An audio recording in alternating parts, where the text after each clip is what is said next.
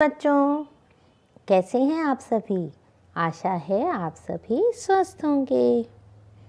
आज के इस वीडियो में आप सभी का स्वागत है और आज हम नए विषय के साथ उपस्थित हुए हैं आपके सामने। तो हर बार की तरह मेरी इन पंक्तियों से आप विषय पर पहुंच जाएंगे। चलिए देखते हैं हमारा आज का शीर्षक क्या है। लिंग वचन काल संज्ञा या सर्वनाम, कोई बदले पर नहीं बदलना मेरा काम। तभी तो भाषा ने दिया मुझको अव्यय या अविकारी नाम, अव्यय या अविकारी नाम। कुछ समझे बच्चों? जी हाँ, हमारा आज का विषय है अविकारी शब्द या अव्यय शब्द।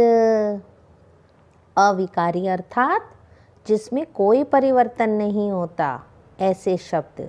ठीक है बच्चों, तो सबसे पहले हम परिभाषा जानते हैं। वे शब्द जिनमें संज्ञा, सर्वनाम, लिंग, वचन, काल आदि के कारण कोई विकार नहीं होता।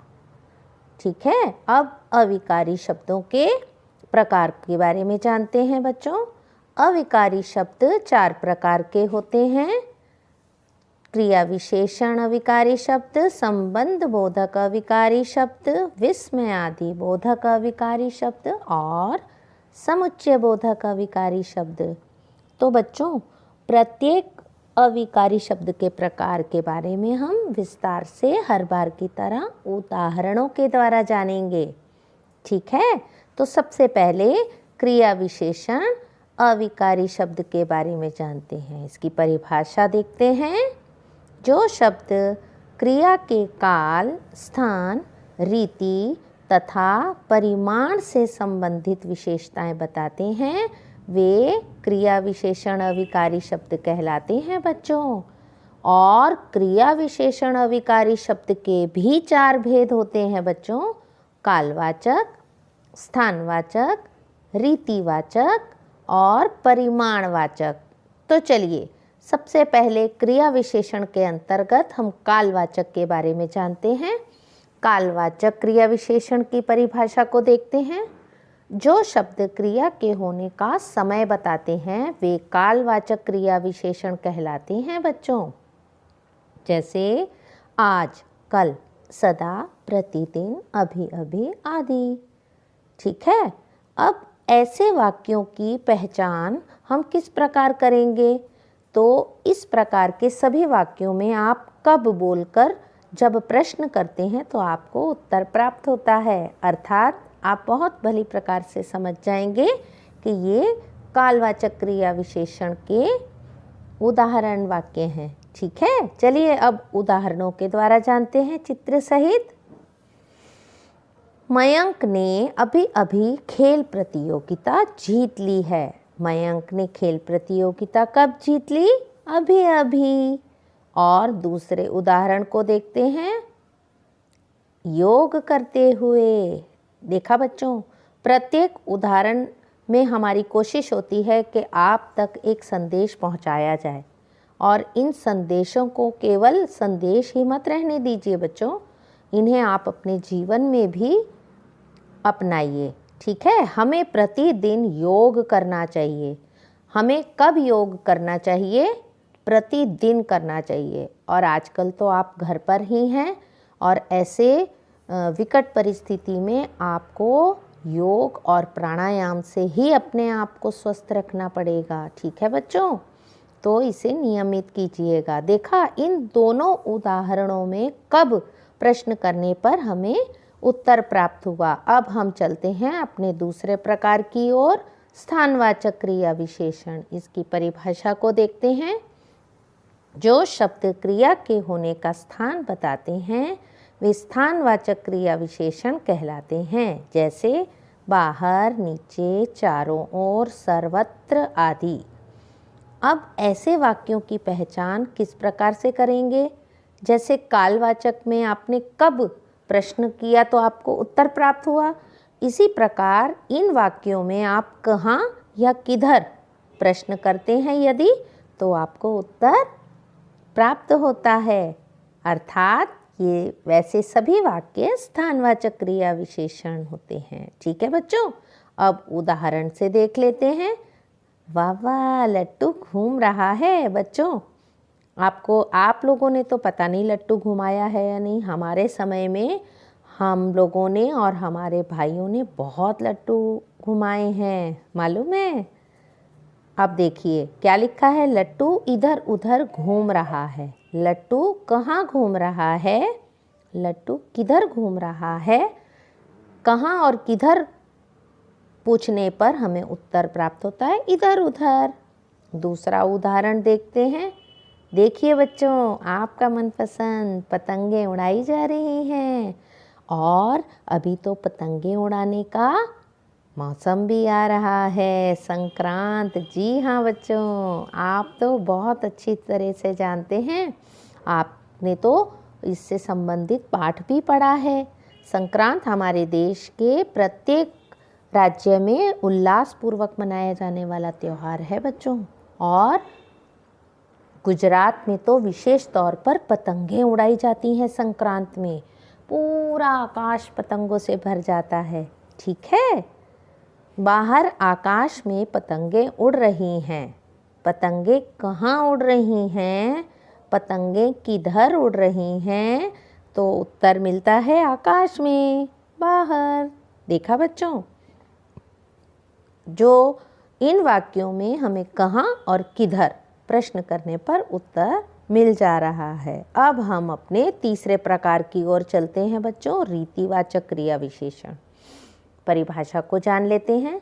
जो शब्द क्रिया के होने का तरीका या रीति बताते हैं वे रीतिवाचक क्रिया विशेषण कहलाते हैं। जैसे शीघ्रतापूर्वक, धीरे धीरे, अचानक, तेज। ठीक है, आपने अक्सर सुना भी होगा अपने घर के बड़े बुजुर्गों से, बड़ों से, अपने शिक्षकों से, ये गलत तरीका है। हमें हमेशा अपनी कमर को सीधा रख के बैठना चाहिए, सही तरीके से काम करना चाहिए। हमारे यहाँ ऐसी रीत नहीं है। देखा बच्चों, तो तरीका और रीति बताने वाले वाक्य रीतिवाचक क्रिया विशेषण, जैसे शीघ्रतापूर्वक, धीरे धीरे, अचानक, तेज। अब ऐसे वाक्यों की पहचान हम किस प्रकार करेंगे? कैसे शब्द से प्रश्न करने पर यदि आपको उत्तर प्राप्त होता है तो आप समझ जाएंगे ये रीतिवाचक क्रिया विशेषण से संबंधित वाक्य है। ठीक है, इन्हें भी हम उदाहरणों के द्वारा समझते हैं बच्चों। अरे वाह, कार तो चल रही है। हमें वाहन ध्यानपूर्वक चलाना चाहिए। हमें वाहन ध्यानपूर्वक चलाना चाहिए। किसी को भी, यदि आप अपने माता पिता के साथ बैठे हैं तो भी आपको भी ध्यान रखना चाहिए। ठीक है बच्चों, और दूसरा उदाहरण देखते हैं। खरगोश, अरे वाह, ये तो दौड़ रहे हैं। ठीक है, खरगोश तेज दौड़ते हैं। खरगोश कैसे दौड़ते हैं? हमें वाहन कैसे चलाना चाहिए? सावधानी पूर्वक, ध्यान पूर्वक। देखा बच्चों, इन दोनों उदाहरणों में आपने यह जाना कैसे प्रश्न करने पर हमें उत्तर प्राप्त हुआ। अब हम अगले प्रकार की ओर चलते हैं, परिमाणवाचक क्रिया विशेषण। इसकी परिभाषा जानते हैं। जो शब्द क्रिया की मात्रा या परिमाण बताते हैं वे परिमाणवाचक क्रिया विशेषण कहलाते हैं। परिमाण अर्थात बच्चों नाप या तौल। कभी कभी मम्मा आपको कुछ नज़दीक से सामान लाने को बोलती है तो आप जाते हैं, मगर आप उन्हें नाप या तौल बताते हैं। कुछ 1 किलो आलू दे दो या आधा किलो दाल दे दो, 2 किलो चावल दे दो, तभी तो वो आपको देते हैं ना। वही परिमाणवाचक होते हैं, जैसे अधिक, लगभग, पर्याप्त, बिल्कुल आदि। अब ऐसे वाक्यों की पहचान हम किस प्रकार करेंगे बच्चों? कितना प्रश्न करने पर यदि आपको उत्तर प्राप्त होता है, अर्थात परिमाणवाचक क्रिया विशेषण के उदाहरण हैं। चलिए अब इसे भी चित्र के द्वारा देख लेते हैं। ठेला, हमें बाहरी भोजन अधिक नहीं खाना चाहिए बच्चों। ठेले में खाना तो दिखता है हमें, मगर स्वच्छतापूर्वक यदि बड़ों की अनुमति हो तभी हमें ठेले पर खाना चाहिए। वैसे तो बाहरी भोजन कम ही खाना चाहिए। हमें बाहरी भोजन कितना नहीं खाना चाहिए बच्चों? अधिक नहीं खाना चाहिए। और उदाहरण देखते हैं। सुबह का समय व्यायाम का होता है और देखिए किस प्रकार से हंस हंसकर व्यायाम किया जा रहा है। प्रातःकाल खूब हंसने का व्यायाम स्वास्थ्यवर्धक होता है। कितना हंसने का? खूब हंसने का। अच्छा लगा ना बच्चों आपको? ये सब उदाहरणों के द्वारा बहुत ही अच्छे प्रकार से आप समझ पाए होंगे और इन सभी उदाहरणों में कुछ ना कुछ संदेश आप तक पहुंचाया जा रहा है। तो बच्चों, आपकी पुस्तक में दिए अभ्यास को आप स्वविवेक से हल करें तथा इसके शेष भाग को हम दूसरे वीडियो में लेकर उपस्थित होंगे। तब तक के लिए अनुमति दीजिए। आप सभी का बहुत बहुत धन्यवाद बच्चों।